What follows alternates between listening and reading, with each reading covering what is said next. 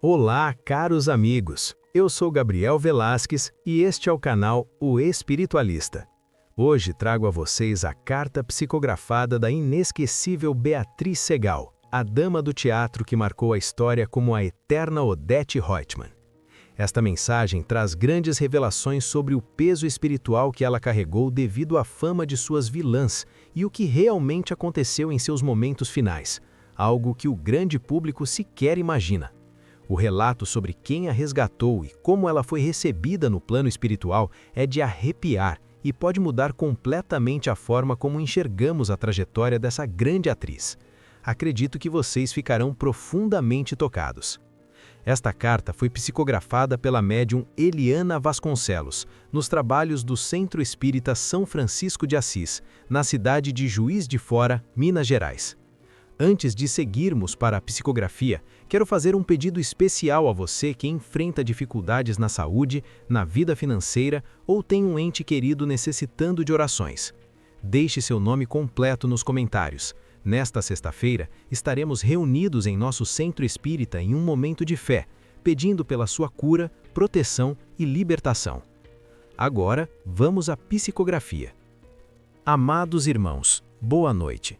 A sessão de hoje se reveste de uma luminosidade especial, pois as energias que aqui circulam são de pura saudade e aprendizado, trazidas pelos ventos suaves que sopram entre o mundo de cá e o mundo de lá, conectando corações que buscam consolo e entendimento sobre a continuidade da vida. Peço licença para tomar a palavra, não com a pompa das personagens que vesti, nem com a altivez que muitas vezes me foi emprestada pelos textos dramatúrgicos, mas com a humildade de quem despiu a última fantasia e se apresenta de alma nua. Sou eu, ou melhor, fui eu aquela que muitos conheceram pelos traços firmes, pelo olhar severo e pela voz que tantas vezes ecoou nas casas de todo o Brasil. Mas aqui sou apenas Beatriz, uma irmã em aprendizado, uma viajante que desembarcou na estação da verdade.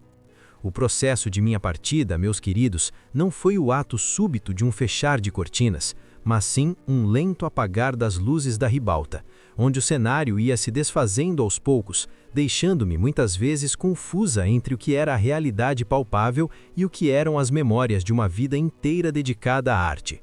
O corpo, essa vestimenta pesada e sagrada que nos serve por um tempo, já dava sinais de exaustão, como um figurino gasto pelo uso excessivo em temporadas longas e desafiadoras. Nos meus últimos dias no leito hospitalar, o ar, esse combustível divino que não valorizamos enquanto o temos em abundância, tornou-se escasso, pesado, difícil de ser sorvido. A pneumonia, como uma névoa densa, invadia meus pulmões e a cada respiração eu sentia o esforço titânico da matéria tentando se agarrar à vida. Mas havia algo mais, algo que a medicina terrena rotula com nomes difíceis, mas que para o espírito é como caminhar num labirinto de espelhos embaçados. Minha mente, outrora tão ágil para decorar textos e defender teses, oscilava. Havia momentos em que eu não sabia se estava em casa, no teatro ou em Paris, cidade que tanto amei. Rostos queridos se misturavam, o tempo cronológico perdia o sentido, e eu me sentia uma menina e uma anciã no mesmo segundo. A dor física existia sim, o desconforto da intubação, a agulha, o frio do ambiente ascético, mas a maior dor era da incoerência, a angústia de sentir o fio da meada do pensamento se desfazer. Eu ouvia vozes ao longe, vozes de médicos, de enfermeiros e o carinho preocupado dos meus filhos, mas eu já não conseguia responder, presa que estava dentro de mim mesma, num silêncio que gritava. E então, o momento derradeiro chegou. Não houve trombetas, não houve estrondo, houve uma exalação mais profunda, uma sensação de que o laço que me prendia àquela cama se desfez como um nó de marinheiro, que se solta. De repente, a falta de ar cessou. O peso no peito, aquela âncora de ferro, desapareceu. Eu me vi flutuando levemente acima do leito, observando aquele corpo envelhecido, de cabelos brancos e pele marcada pelo tempo, e senti uma compaixão imensa por aquela mulher que tanto lutou. Mas, ao tentar me afastar, percebi que a transição não seria imediata para as esferas de luz. Havia uma densidade ao meu redor, uma neblina cinza e viscosa que parecia aderir ao meu perispírito recém-liberto. Foi então que percebi que não estava sozinha, mas não estava em boa companhia. Meus irmãos, a fama é uma moeda de duas faces. Se por um lado traz o carinho, por outro cria formas pensamento, energias coletivas que se fixam na imagem do artista. Ao desencarnar, vi-me cercada por sombras que repetiam falas minhas, que cobravam atitudes daquela vilã que marquei na história. Era como se milhões de mentes criassem uma egrégora, uma prisão psíquica ao meu redor, esperando que eu fosse de fato aquela mulher dura e impiedosa. Eu gritei: eu não sou ela, sou Beatriz, sou mãe, sou avó, sou operária da arte. Mas a neblina abafava minha voz. Sentia frio, um frio que penetrava a alma e uma solidão devastadora. Caminhei, ou o que parecia ser caminhar, por vales de cores tristes, onde ouvia lamentos e via vultos que se escondiam da própria consciência. Não era o inferno teológico, era o umbral, a zona de purificação onde deixamos as crostas do ego. Eu precisava passar por ali para entender que a vaidade dos aplausos não me serviria de nada naquele novo mundo. Chorei. Chorei as telas de lágrimas que não derramei em vida. Chorei pelo orgulho que porventura tive. Chorei pelo medo de ser esquecida e pelo medo de ser lembrada apenas pela maldade da ficção. Foi no auge desse desespero, quando minhas forças pareciam se esvair numa prece muda e sincera a Deus, pedindo apenas um pouco de paz, que uma luz rompeu a névoa. Não era um holofote de teatro, era uma luz morna, dourada, com cheiro de alfazema e de livros antigos. No centro dessa luz, vi uma silhueta masculina, elegante, caminhando com a postura ereta de um grande nobre. Quando ele se aproximou, meu coração espiritual disparou. Aquele sorriso inconfundível, aquela voz que tantas vezes dividiu o palco comigo, aquele porte de gigante. Era Paulo Altran, meu querido amigo, meu companheiro de tantas jornadas artísticas que havia partido anos antes. Ele não estava velho ou doente, estava radiante, vestido com uma túnica simples, mas que nele parecia o trajo de um rei. Ele estendeu a mão e disse com aquela dicção perfeita que lhe era peculiar: "A peça não acabou, Beatriz. Apenas mudamos o cenário. Venha, minha amiga, já é hora de sair do relento." Ao tocar a mão de Paulo, senti uma corrente elétrica de amor e vitalidade percorrer meu ser. A neblina se dissipou instantaneamente, e logo atrás dele vi outro vulto, este ainda mais emocionante para meu coração de mulher. Era Maurício, meu marido, meu companheiro de vida, pai dos meus filhos. Ele sorria com ternura, e o abraço que trocamos foi o reencontro de duas almas que caminharam juntas nas tempestades e nas bonanças. Eles me ampararam, um de cada lado, e senti que levitávamos. Deixamos para trás as zonas cinzentas e subimos por faixas de cores que eu não saberia descrever com palavras humanas, até avistarmos uma cidade. Não era uma cidade qualquer, era uma colônia espiritual dedicada às artes e à cultura, um local onde a beleza é a forma de Deus se manifestar. Vi teatros a céu aberto construídos de cristal, jardins onde as flores cantam melodias suaves ao vento e bibliotecas que guardam o conhecimento de séculos. Fui levada para um hospital de reabilitação, um prédio branco cercado de árvores frondosas, onde fui tratada com banhos de luz e águas magnetizadas para limpar os resquícios da doença física e da confusão mental que o Alzheimer havia me causado nos últimos tempos.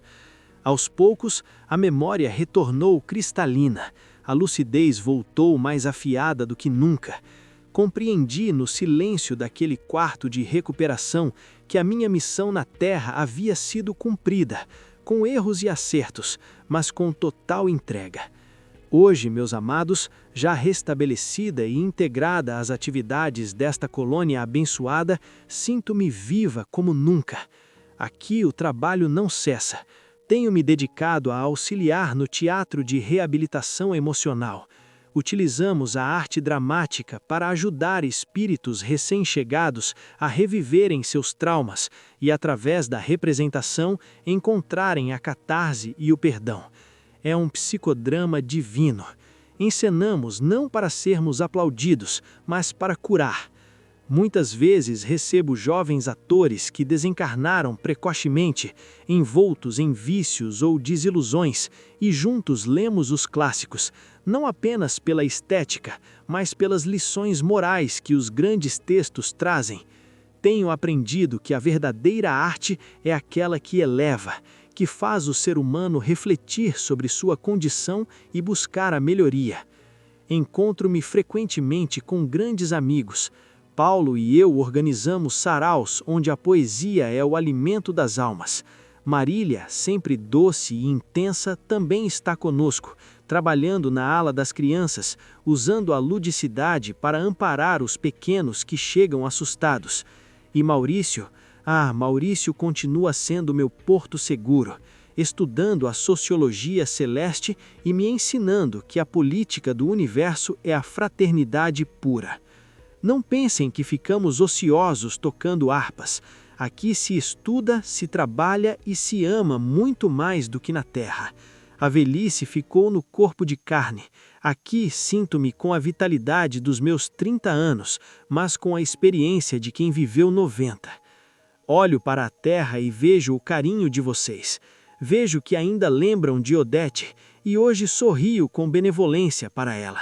Ela foi um instrumento, uma máscara que usei para mostrar o que o ser humano não deve ser: arrogante, preconceituoso, materialista.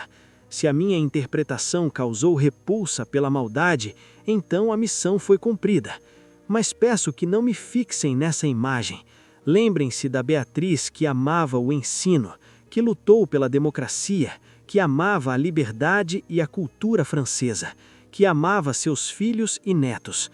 A todos vocês que estão nesta sessão de hoje, deixo minha mensagem de esperança e fraternidade. A vida é um palco giratório, meus irmãos. Hoje somos reis, amanhã mendigos. Hoje somos algozes, amanhã vítimas. Os papéis se alternam para que o espírito aprenda todas as facetas da experiência humana. Não se apeguem excessivamente aos seus personagens terrenos, o cargo que ocupam, o dinheiro que possuem, a fama que ostentam. Tudo isso são figurinos que ficarão no camarim da terra quando a cortina descer. O que vocês levarão é o que sentiram, o que amaram e o bem que fizeram. Cuidem da cultura, cuidem da arte, pois ela é o respiro da alma num mundo tão sufocado pelo materialismo. Mas, acima de tudo, cuidem uns dos outros.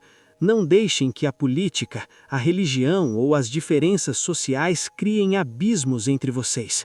No final, quando chegarem aqui, verão que não importa se foram aplaudidos por milhões ou se viveram no anonimato. O que importa é a luz que conseguiram acender no próprio peito. Perdoem mais, vivam com intensidade, mas com responsabilidade. E não tenham medo da morte. Ela é apenas o apagar das luzes da sala para que o filme da verdadeira vida comece a ser projetado em cores vibrantes.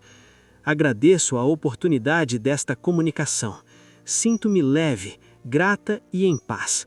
Que a arte de amar seja a maior de todas as vossas atuações. Fiquem com a paz do Mestre Jesus, o maior de todos os protagonistas da nossa história, que nunca precisou de máscaras para nos ensinar o caminho da luz. Com carinho e saudade, Beatriz.